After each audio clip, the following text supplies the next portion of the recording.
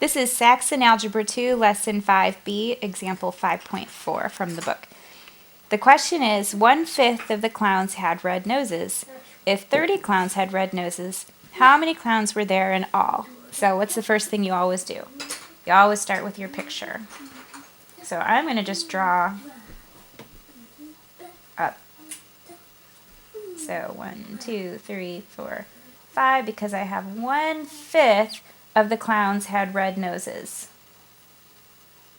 So these guys live in that box. And the other 4/5 probably don't have red noses.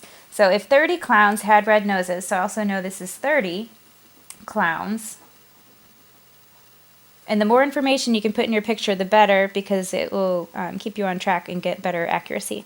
If 30 clowns had red noses, how many clowns were there in all? So it wants to know how many clowns in all.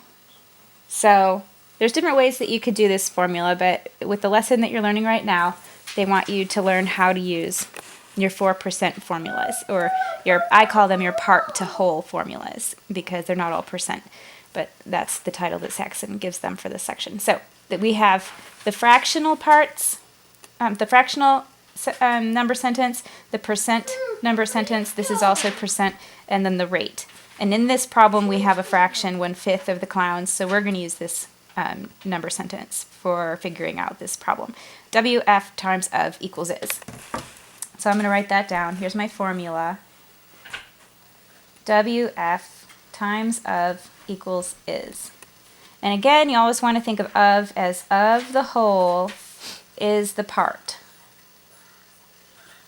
So when I look back at my question, I want to figure out what fraction am I dealing with, and I'm dealing with 1/5, and of what whole, and I know clowns is the whole, I've labeled it here, and you could label it whatever you want to, I labeled it with a C for clowns, equals the whole, it equals the is, which is the part, so I know that this part, 1/5, has 30 clowns, so it equals 30.